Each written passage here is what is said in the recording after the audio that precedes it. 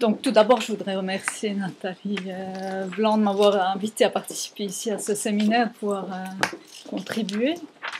Alors j'aimerais vous montrer comment les langues et les DNL, qu'on dit DNL, discipline non linguistique, s'articulent dans les pratiques discursives en classe bilingue et comment l'apprentissage des savoirs linguistiques, des savoirs langagiers et les savoirs des disciplines donc dites non linguistiques comme l'histoire, les mathématiques, la physique, s'intègrent dans les pratiques donc en situation in situ. Pour ça, je vous ai amené des extraits d'interaction en classe au niveau du secondaire 2, donc au niveau du lycée. Alors, par ailleurs, j'ai travaillé aussi sur le tertiaire, donc l'enseignement universitaire, ou dans les hautes écoles, et plus récemment aussi dans les classes de maternelle, donc les mêmes questionnements. Mais là, je vais me concentrer sur les classes de lycée. Donc tout ça pour voir comment la mobilisation des ressources bilingues, des ressources des répertoires, la mobilisation des répertoires bilingues ou plurilingues et l'alternance ensemble avec un travail intégré des disciplines et des langues donne lieu à un travail riche et puis approfondi sur les disciplines non linguistiques.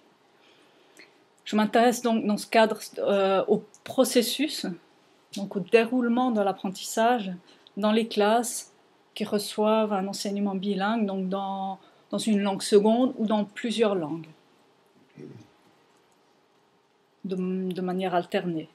Et pour ça, j'adopte une perspective des disciplines, qui est l'objectif premier de ce type d'enseignement. Ce n'est pas l'enseignement de langue, c'est vraiment un enseignement de discipline en langue. Et une perspective de la didactique du plurilinguisme où le bilinguisme ou plurilinguisme n'est pas seulement un but, mais vraiment un moyen pour l'apprentissage. Alors, tout ça pour ça. Mon plan, bon, je ne vais pas entrer en détail. Je vais juste introduire rapidement l'intégration, la construction intégrée des disciplines et des langues. Et puis rapidement, mais vraiment très rapidement, mes perspectives théoriques. Surtout là, je suis contente que Emmanuel a présenté avant moi, parce que je m'inscris vraiment aussi dans un cadre similaire. Et je n'avais pas prévu de vous montrer toute la théorie. Pour entrer directement un petit peu dans mes travaux sur le plurilinguisme et la conceptualisation de la discipline. Enfin, des concepts disciplinaires, des contenus disciplinaires. Et puis là, j'aimerais vous montrer surtout des extraits de cours. Pour conclure après un petit peu sur donc, cette conceptualisation, la spécificité de la conceptualisation en classe bilingue. Voilà. Alors pour l'intégration de manière générale, j'utilise le terme enseignement bilingue. Je ne vais pas entrer dans une discussion terminologique, je pense que vous connaissez même mieux que moi. L'enseignement bilingue qu'on peut définir donc, comme un enseignement complet ou partiel d'une ou de plusieurs disciplines comme l'histoire, les mathématiques, dans une langue seconde ou en plusieurs langues.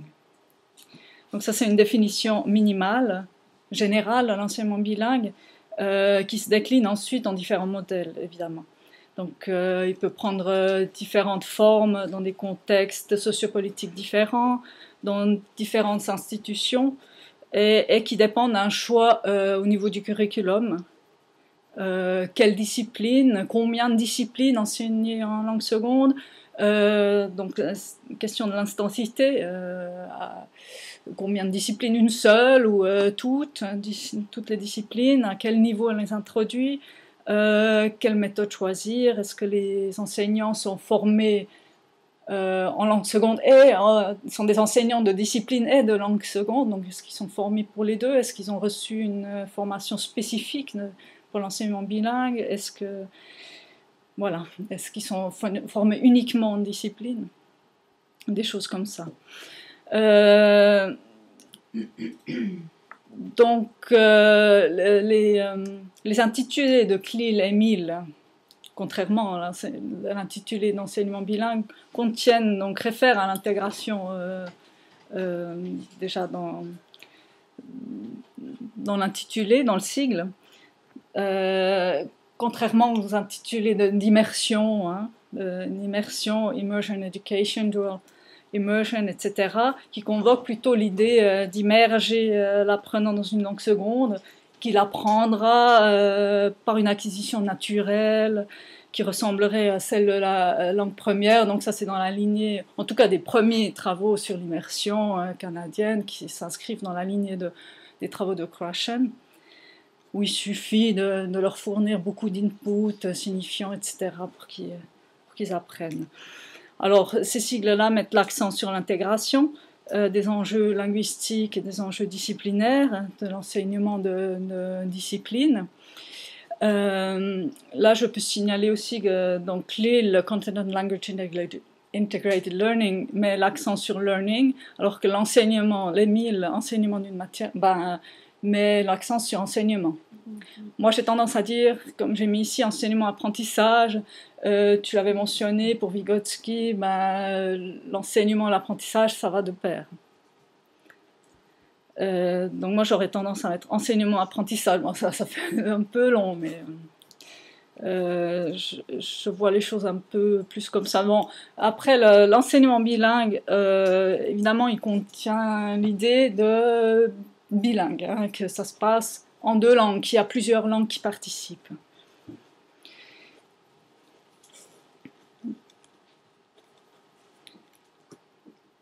Après l'intégration, en général, étudiée sous la forme d'interrelation, de mise en rapport d'un enseignement de L2 et d'un enseignement des matières, des disciplines, est souvent étudiée au niveau du curriculum scolaire. Hein. De ce point de vue, on va placer au même niveau l'acquisition de la langue, l'acquisition des savoirs disciplinaires. On cherche à coordonner l'enseignement des disciplines et des langues.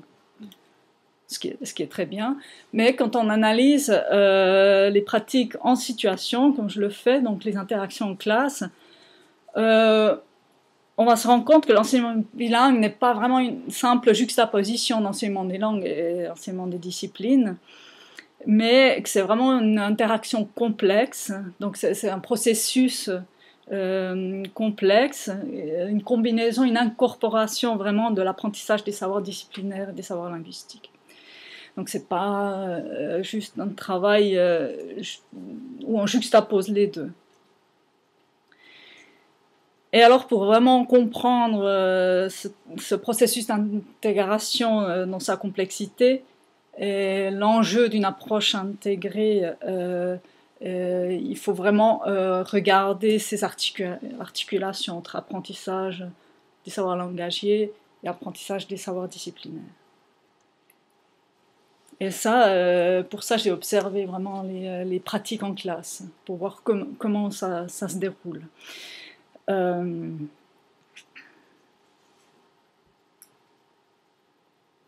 Alors, ma perspective théorique est triple. Elle est issue de trois constats majeurs qui étaient à l'origine de mon étude. D'abord, les processus d'acquisition qui sont mobilisés par l'enseignement bilingue ont fait l'objet de très peu de recherches, en tout cas comparé aux résultats de l'acquisition d'un tel enseignement. Et puis, l'apprentissage des DNL aussi a été peu étudié. C'était beaucoup plus comment on apprend la langue, qu'est-ce qu'on apprend, est-ce qu'on devient vraiment bilingue, de quelle manière, qu'est-ce qui pose problème, etc. Donc c'était vraiment un point de vue plutôt linguistique qu'on a adopté.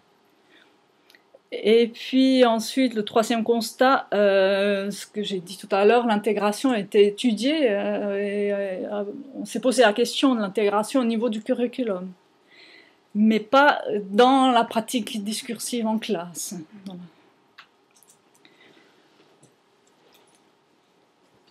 Et puis pour tout cela, donc j'ai décrit, j'ai vraiment regardé les pratiques en train de se faire dans la classe bilingue. Alors pour donc prendre en compte ces trois axes qui m'ont intéressé, ma perspective théorique, donc j'ai adopté une perspective interactionniste et située, une perspective biplurilingue et une perspective des disciplines.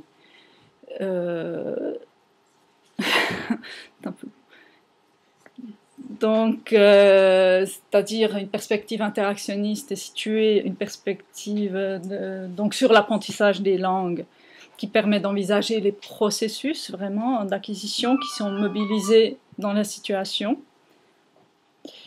et qui permet d'étudier l'élaboration des savoirs en classe, le déroulement du travail sur les savoirs qui a lieu dans l'interaction et qui est structuré par l'interaction, donc évidemment basé sur des théories qui adoptent une approche socio-interactionniste de l'apprentissage des langues, et là je ne vais vraiment pas entrer dans les détails parce qu'on vient de le dire, Vygotsky, Brunner, tout ce qui est des théories sur les SPA et l'exolinguisme, etc.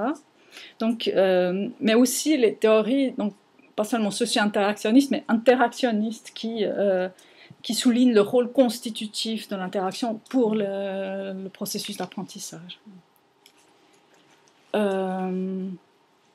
Après, une perspective biplurilingue, enfin c'est moi qui l'appelle comme ça, mais une perspective biplurilingue qui invite vraiment à étudier les spécificités de l'enseignement bilingue, donc qui regarde les enjeux de la coprésence des langues, voire l'usage alterné des langues pour l'élaboration des savoirs en classe. Donc cette perspective s'appuie sur les travaux sur le biplurilinguisme en relation avec l'acquisition des langues. Donc là, par exemple, tous les travaux sur, dans la lignée de Pille, de Bernard Pille sur l'exolinguisme, par exemple, qui partent d'une conception holistique du bilinguisme, ou enfin une conception holistique de la personne bilingue ou plurilingue, qui prend cette personne plurilingue dans son entier et qui regarde sa spécificité, et qui présuppose surtout aussi qu'un apprenant de la langue est un bilingue en devenir, ou un plurilingue en devenir. Donc il y a une continuité en fait entre apprentissage et plurilinguisme. Apprentissage de la langue et plurilinguisme. Donc l'apprentissage de la langue est vu comme une construction d'un bilinguisme ou d'un plurilinguisme. Et puis ces travaux s'intéressent donc aussi aux divers phénomènes de contact de langue, comme l'alternance, la compétence et les répertoires plurilingues, et surtout aussi leur rôle dans l'apprentissage des langues. Hein, puisqu'on ne sépare pas les deux choses, on regarde toujours aussi si le plurilinguisme est un type, enfin, si on est un plurilingue en devenir, on est tout le temps en train d'apprendre notre langue. Du coup, on ne va pas séparer les deux choses. Et puis, donc, cette perspective s'affilie à une didactique du plurilinguisme qui voit le plurilinguisme, donc, pas seulement comme un but d'apprentissage, c'est pas seulement un but d'arriver à être plurilingue ou d'apprendre la langue, mais qui utilise le plurilinguisme comme un moyen pour l'apprentissage. Donc, on vise un développement dans la compétence plurilingue. Et puis, la perspective,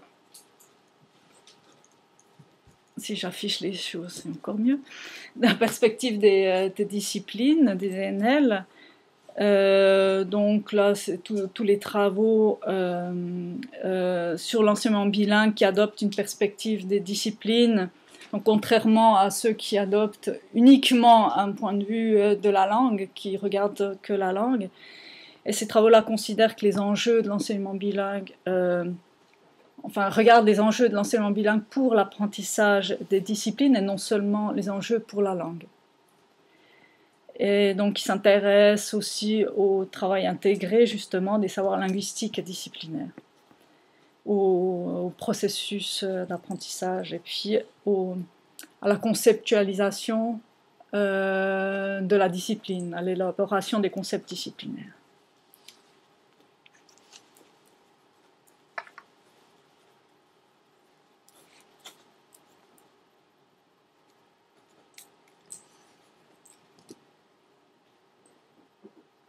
Alors, comme je disais, les DNL, donc c'est les disciplines dites non linguistiques, quelque part, c'est un peu maladroit parce qu'ils ne sont pas du tout non linguistiques, dans le sens que la conceptualisation, enfin le travail des savoirs en discipline non linguistique en classe passe par des activités discursives et comporte donc des enjeux linguistiques. Alors la conceptualisation est vue comme un processus qui passe par la verbalisation. Hein. La verbalisation dans le sens de la mise en discours, a fortiori dans un contexte scolaire. Et les activités d'apprentissage sont donc de nature essentiellement verbale, même si ce n'est pas uniquement verbal, parce qu'elles sont aussi multimodales grâce au recours à différents outils et modes sémiotiques comme tous les textes qu'on va utiliser, qui sont verbaux aussi, mais donc les textes écrits, les schémas, les graphiques, tout ce qui est cartes en géographie, etc. Donc tout le matériel qu'on va utiliser en classe, sans oublier tout le gestuel aussi, hein, qui est important aussi. Donc les activités d'apprentissage consistent donc à la fois à travailler et rendre accessibles les objets de savoir en discipline dans l'interaction donc sociale avec l'autre, avec l'enseignant, mais aussi avec les pairs. Et en même temps d'appréhender ces mêmes objets qui sont devenus des objets de discours par l'interaction avec l'autre. Donc on a une relation dynamique en fait qui comporte deux processus conjoints, la verbalisation et la conceptualisation.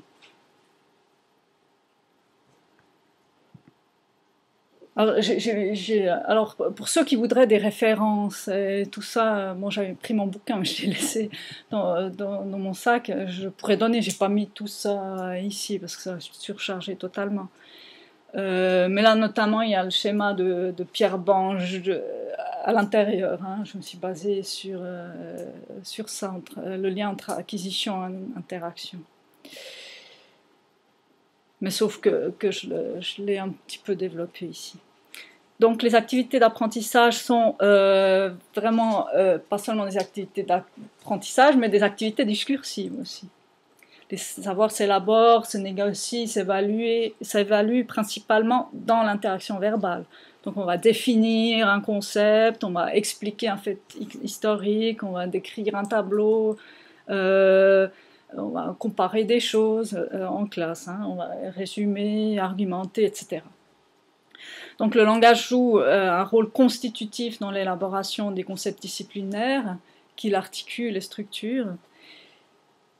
Et la conceptualisation procède par une série de reformulations successives hein, qui permettent d'évoluer par approximation et approches diverses. Et pour reprendre les termes de Vygotsky, pour aller des concepts spontanés vers la circonscription progressive des concepts scientifiques.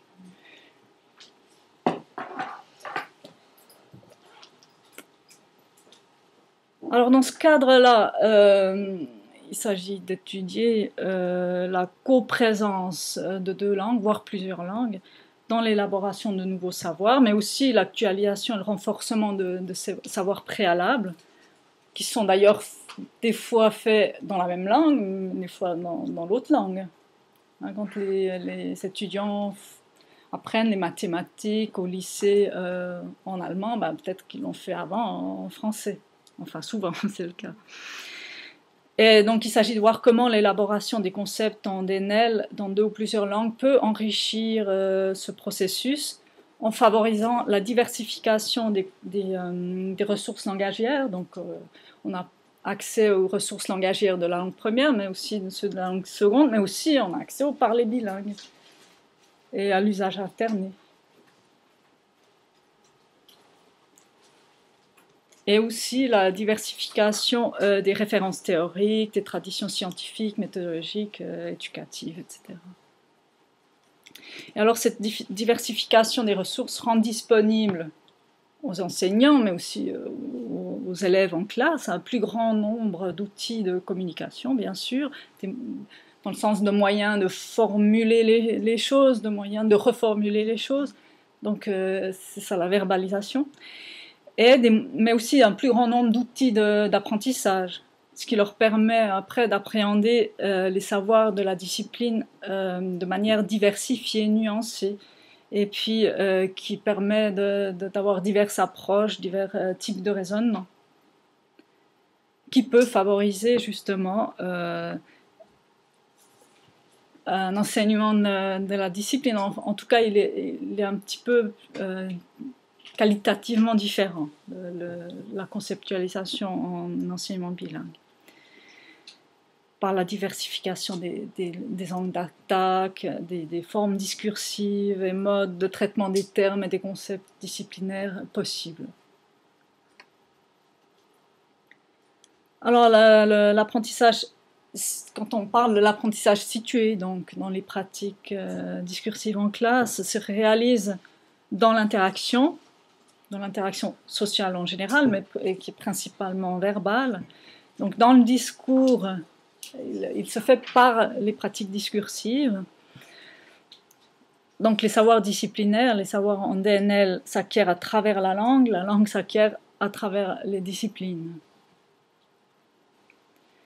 Donc on a d'un côté le processus de médiation qui correspond à la négociation, au travail orienté vers la discipline, au traitement de la densité du contenu disciplinaire. Vous voyez, là j'ai mis la référence parce que c'est directement le schéma tel quel de Laurent Gaillot que j'ai repris. Et puis de l'autre côté, on a le processus de remédiation qui correspond à la fois à une deuxième médiation. Quand on reformule quelque chose, on médie aussi les concepts. On reformule les contenus, mais qui réfère aussi à une réparation, dans le sens remédiation-réparation, au traitement de l'opacité du discours, donc la clarification de la langue. Donc le discours structure à la fois les savoirs disciplinaires, la médiation, et les savoirs disciplinaires. Les savoirs disciplinaires, la médiation, et les savoirs linguistiques, la remédiation. Enfin, il peut être plus ou moins orienté vers la langue ou la discipline, même si c'est en général plutôt bifocalisé.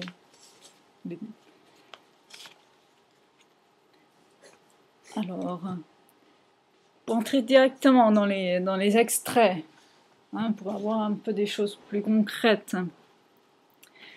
Le premier extrait provient d'un cours d'histoire en allemand dans un lycée en Suisse romande, donc francophone. Juste pour situer, il parle de Léviathan, le monstre marin. On a EN, l'enseignant, BF, E, ses divers élèves. Ici, il commence à décrire une image qui représente ce monstre marin, Léviathan. Et l'enseignant demande notamment à la classe ce que symbolisent différents objets sur l'image, comme le château, la couronne, un glaive, etc. J'aurais dû prendre l'image, ça aurait été intéressant. Et puis, tout le cours se poursuit après comme ça. Alors, ici, j'ai traduit, celui-là, j'ai traduit, parce que c'est en allemand. Léviathan, qu'est Léviathan, un monstre marin. Bien, alors il est plus grand que tout le reste. Il a tout sous lui, donc il a le château, la couronne, la guerre, oui. Alors il peut tout maîtriser. Alors il dit, soit ziemlicher kann alles maîtriser, donc là il y a une petite alternance. Il peut tout contrôler, oui. Qu'est-ce qu'il tient dans les mains? Qu'est-ce que ça signifie dans la main droite? C'est pour la bataille, pour la guerre, exactement. Je ne vois pas bien, c'est tout petit. Et à gauche, pour son pouvoir donc sur tous les autres dans la guerre. J'essaie en traduisant aussi toutes les hésitations comme ça se fait en cours. Donc vous voyez que ce cours fonctionne comme moi. Donc c'est en langue seconde, hein, allemand langue seconde, à part le petit mot maîtrisé. Ce cours fonctionne ce que j'appellerais sur un mode unilingue. Hein, c'est un cours en allemand langue seconde. Tout le travail sur les notions historiques, bon ici sur le contenu historique, disons, se passe en langue seconde, sauf au moment donné où l'élève recourt au français pour pouvoir poursuivre son explication. C'est la ligne 18. D'ailleurs, l'enseignant lui traduit vite ce mot-là. Hein. On a ziemlich, er kann alles maîtriser, hein, er kann alles kontrollieren. Donc il lui traduit puis il le laisse continuer. Donc c'est vraiment ici orienté vers l'avancement de la discipline, si on peut dire comme ça. Pour continuer l'explication, il n'y a pas vraiment de négociation autour du terme qui intervient. Il n'y a pas d'orientation vers l'explication linguistique. On est orienté discipline ici. Donc la seule alternance est faite là pour avancer vite dans la communication, en fait. Alors du point de vue de l'intégration des savoirs, je dirais qu'on a un faible degré ou un faible degré d'intégration des savoirs. La description qui est faite ici est tournée vers les savoirs disciplinaires. Il n'y a pas vraiment de travail exposé sur les savoirs linguistiques, ni de travail vraiment bilingue. Pour ça, je dirais un mode unilingue. Ça, bien sûr, je vous ai montré cet exemple-là pour mieux vous montrer le mode bilingue. Alors ici, on a un travail spécifiquement bilingue qui illustre un travail lexical, ici, une confrontation de la terminologie spécialisée en allemand et en français. Alors, c'est un cours de physique qui traite du courant électrique. Et c'est un extrait qui s'insère dans une explication autour de l'ampère-mètre. Et c'est un type de travail lexical qui est profitable au savoir dans les deux langues, savoir surtout ici terminologique, mais aussi dans la conceptualisation des contenus disciplinaires. C'est ça que je vais vous montrer maintenant. Est-ce que vous voulez que je vous le lise en allemand ou est-ce que je rentre directement dans l'explication? Bon, c'est très court, alors je peux. Man misst die Stromstärke mit einem Stromstärkemessgerät, man misst die Spannung mit einem Spannungsmessgerät und man misst den Widerstand mit einem Widerstandsmessgerät. Ich weiß, auf Französisch wird nicht die physikalische Größe genannt, sondern die Einheit, Ampermètre, Voltmètre, Ohmmètre. Hier misst man eine Stromstärke, eine Spannung, la ça coupé, einen Widerstand. Eine Spannung, ein Widerstand, je pense. C'est pas plus long que ça, mais je le vois pas non plus.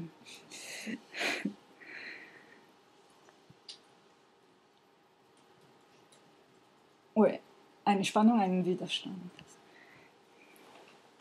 Alors, pour décortiquer un peu tout ça, on observe une mise en parallèle et une mise en continuité des langues au niveau lexical. Donc, la classe effectue un travail bilingue riche à plusieurs niveaux, si on peut dire.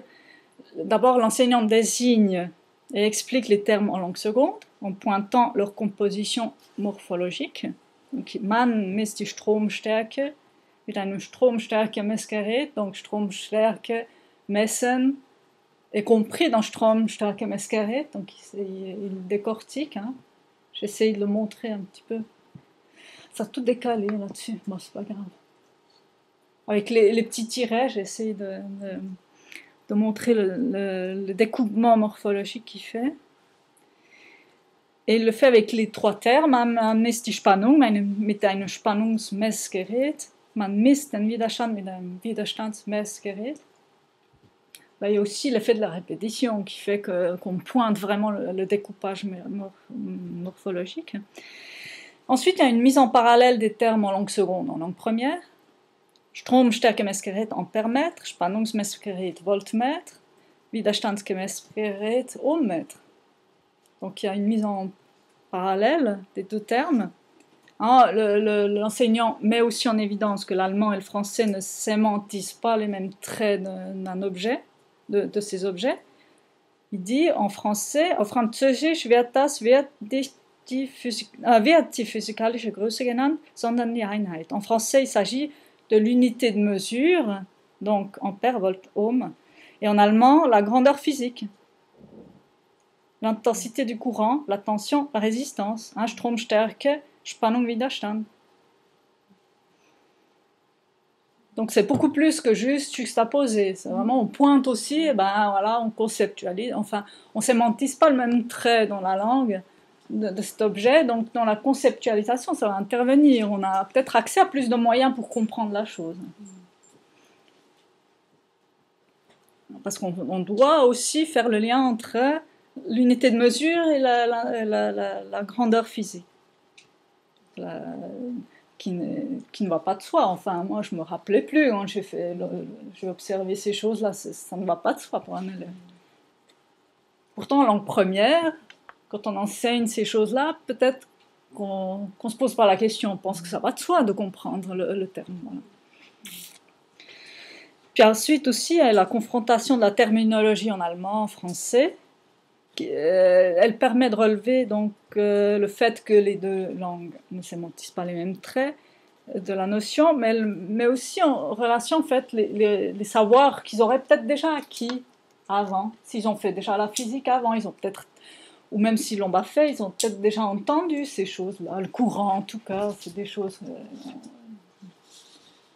qu'on utilise dans la vie de tous les jours. Donc c'est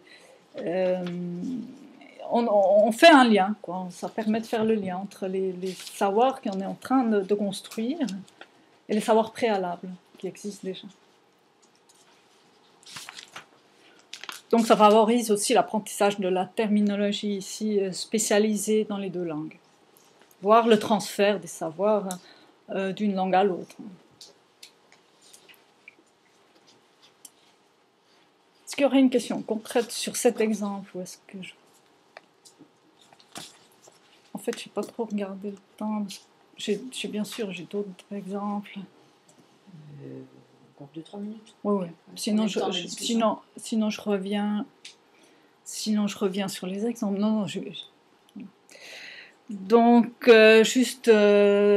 donc pour dire que le mode unilingue, le mode unilingue que j'ai appelé comme ça, la conceptualisation disciplinaire, s'organise de la même manière que dans les cours monolingues, donc dans les cours de langue première, de physique, de maths que j'ai observé. La seule différence, c'est que la conceptualisation se déroule en langue seconde et que les moyens linguistiques sont traités comme problématiques certaines fois et sont ajustés à la situation exolingue. Donc il y a des marques d'exolinguisme. Les hésitations, peut-être qu'on va simplifier un petit peu notre discours, etc. Mais ces ajustements sont tournés principalement vers l'accomplissement communicatif, l'accomplissement de la communication et la résolution des problèmes de communication. Mais les savoirs linguistiques ne sont pas vraiment traités, négociés dans une optique disciplinaire. Donc la langue est traitée comme un moyen de communication uniquement. Alors qu'en mode bilingue, donc le deuxième extrait par exemple, la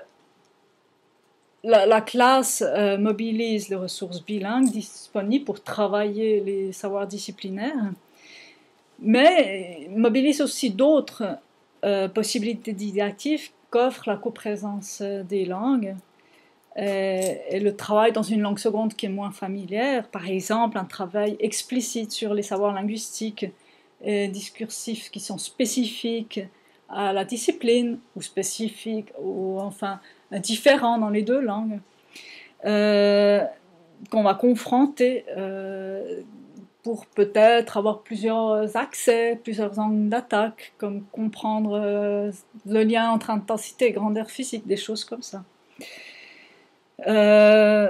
Donc on met en fait à disposition un plus grand nombre d'outils de communication d'apprentissage, ce qui permet donc d'appréhender ces concepts-là de manière diversifiée, nuancée. Et puis, ici, dans un mode bilingue, les moyens linguistiques sont non seulement traités comme éventuellement problématiques pour la communication, mais également traités et négociés dans un but disciplinaire.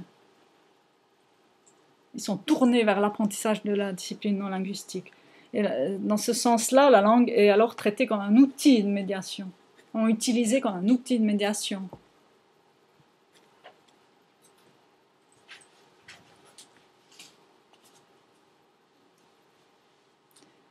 S'il me reste du temps, je peux vous montrer aussi le travail intégré, ou s'il reste tout le temps, je peux avancer là-dessus. Juste pour dire, donc, comme ce petit exemple-là, ben, quand on s'oriente vers la discipline, vers la langue, de manière alternée, c'est vraiment une interaction, c'est une dynamique. Hein, on s'oriente une fois un peu plus vers la langue, une fois un peu plus vers la discipline, mais c'est toujours cette flèche-là que j'ai mis en bas, c'est toujours dans un but disciplinaire. C'est là où le travail se fait de manière très intégrée. C'est quand on s'oriente, c'est fait dans un but disciplinaire, et pas juste parce qu'il faut comprendre ce mot-là. C'est vraiment parce qu'on veut mieux comprendre ce concept de l'ampère-mètre, par exemple.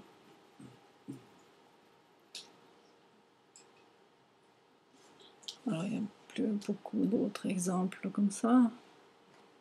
Juste avancer pour conclure. Là, c'était donc un travail lexical. Il y avait aussi un exemple de travail plus discursif. Hein. En mathématiques, où on a si, quand, alors. Donc, quand on fait une démonstration de mathématiques, ben, il faut argumenter. Et puis, ça, c'est très important d'apprendre ça en langue première comme en langue seconde. Et quand on est très conscient en tant qu'enseignant de ces petits trucs-là, que c'est pas évident en langue première et encore moins en langue seconde, ben, voilà, on met l'accent sur, ben, je l'ai mis en gras, hein, si alors, pour pas entrer dans le détail de l'exemple. Hein. Donc sur des marqueurs discursifs et l'argumentation. Voilà, juste pour conclure, alors,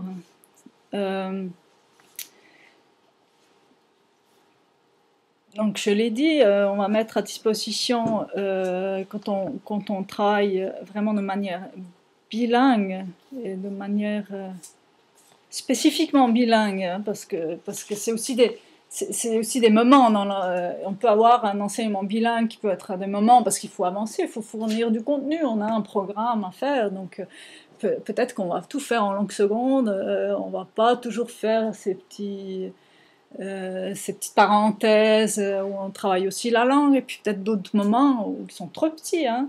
Cet exemple que j'ai montré, c'est même pas 1 minute. Donc on peut faire beaucoup de choses en peu de temps, mais peut-être il y a d'autres moments où on fait un petit peu plus de travail, plus orienté vers la langue pour l'intégrer après dans la discipline.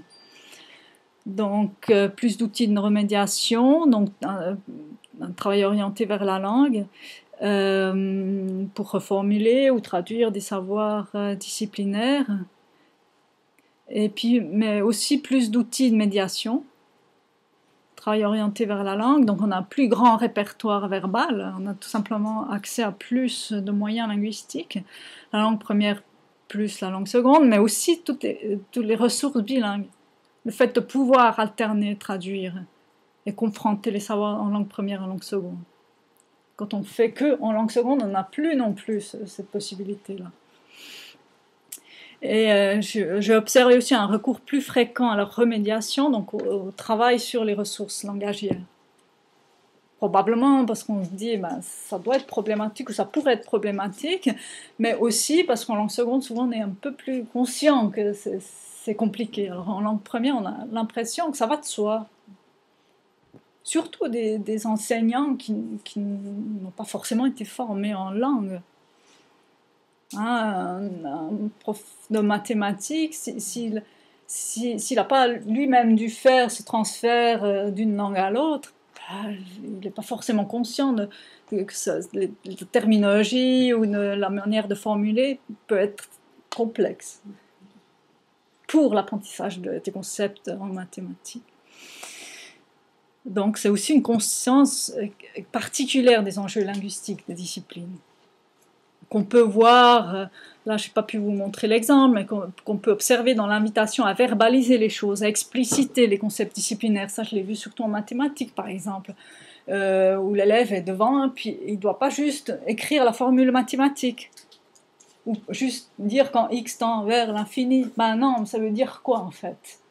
Ah ben, ça veut dire quand x devient très très grand. Ben, c'est une manière de verbaliser, d'expliquer.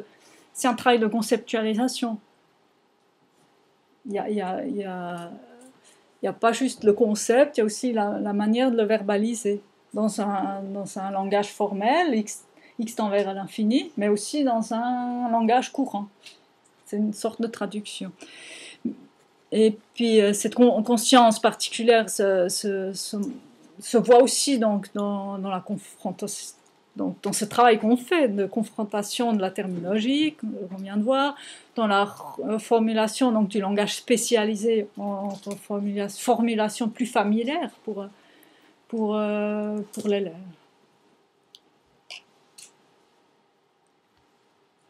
Alors je ne sais pas pour le temps si je vais en rester là. Ouais, on va s'arrêter.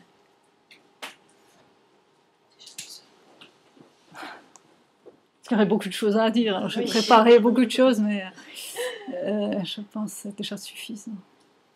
Merci beaucoup. Et on peut peut-être avec les questions aussi revenir sur certaines choses. Ouais.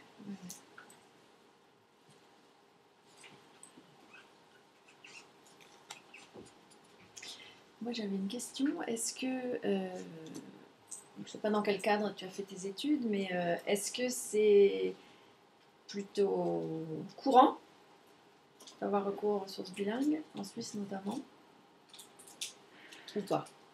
Alors, au niveau du lycée, si je pars de ces données-là, donc d'abord, il faut avoir des cours d'enseignement bilingue. Et puis en Suisse, il faut dire que donc chaque canton a sa manière d'enseigner, ça c'est réglementation, c'est pas du tout comme en France où c'est tout uniformisé. Donc on va avoir d'autres réglementations. Au niveau du lycée, c'est le plus courant d'avoir au moins une classe bilingue par lycée. Oui, mais je veux dire, dans le cadre des classes bilingues... Et dans ces classes bilingues, ben, il y a souvent de tout. Ça dépend vraiment aussi de l'enseignant, parce qu'il n'y a pas de formation spécifique à l'enseignement bilingue. Donc, si c'est un enseignant qui est venu d'Allemagne et puis qui a fait tout en allemand, et puis qu'on lui dit, bah, enseigne la même chose que tu faisais là-bas, mais ici, c'est plutôt monolingue. Mais quand on va vraiment voir dans les classes, c'est beaucoup plus complexe qu'on pense, et c'est souvent beaucoup plus bilingue qu'on pense. Souvent, après, les enseignants s'excusent. « Ah, mais j'ai parlé beaucoup plus le français que je devais. » Parce qu'ils s'imaginent immersion, ben, il faut faire tout en français ou tout en allemand. Alors que dans les faits, non, naturellement, ils vont avoir cette attitude de traduire où l'élève pose la question, et puis une fois qu'il a posé la question dans sa langue, ben, c'est là, il a vraiment compris ce qu'il voulait dire, et alors il peut passer en allemand. C'est souvent beaucoup plus bilingue qu'on ne le pense. Mais cette manière de faire très spécifique, c'est souvent des petits moments qui arrivent. Parce qu'on ne peut pas toujours... Comme tout enseignant, dans le feu de l'action, il ne peut pas penser à tout. Mais par exemple, il y a un enseignant... de mathématiques, justement là où j'avais l'exemple, ben, j'avais pu voir ses cours en allemand, langue seconde, et en français, langue première, le même cours. Et même dans le cours monolingue, langue première, il a appliqué ces trucs un peu d'enseignement bilingue, où il dit, mais vous traduisez ça comment en franco-mathématiques? Donc vraiment en français, parce que X tend vers l'infini, ça veut dire quoi en fait? Parce qu'on arrive... comme ça, on sait pas on n'arrive pas à saisir le concept. Et lui, il était conscient, pour ça je parle de conscience particulière, lui était conscient de ça, parce que lui-même, francophone, il enseigne en allemand avec un gros accent francophone, il dit que si on était autour d'un café, je ne suis pas sûre de pouvoir le faire, de discuter comme ça de n'importe quoi en allemand, mais les mathématiques, il arrive très bien à les enseigner en allemand, parce que lui, il a fait ses études de mathématiques en allemand. Et donc, il a fait ce passage-là lui-même et il est conscient de ces trucs qui peuvent être utiles ou qui sont complexes et encore plus complexes. Enfin, il est devenu conscient de choses qu'on pense qui vont de soi dans le travail de conceptualisation en langue première, mais qui ne sont pas toujours. Tout est toujours... Tout travail conceptuel en discipline comporte toujours des enjeux linguistiques. Sauf qu'on n'est pas toujours conscient ou qu'on ne travaille pas toujours les outils.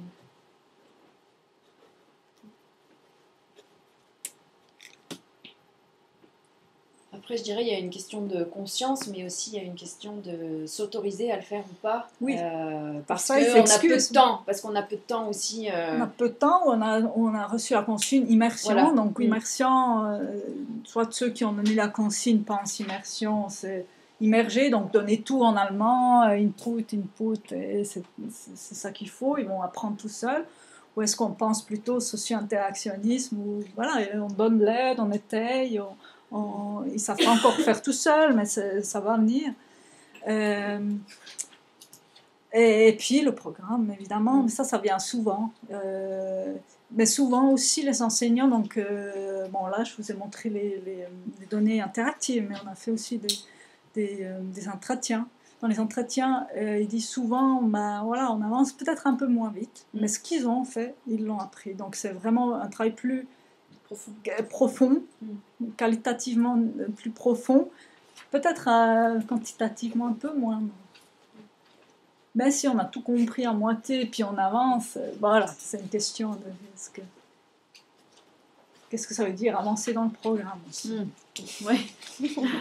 Parce qu'en tout cas dans les lycées, le plan de cours aussi, peut-être pas si concret que ça aussi. Qu'est-ce que ça veut dire avancer?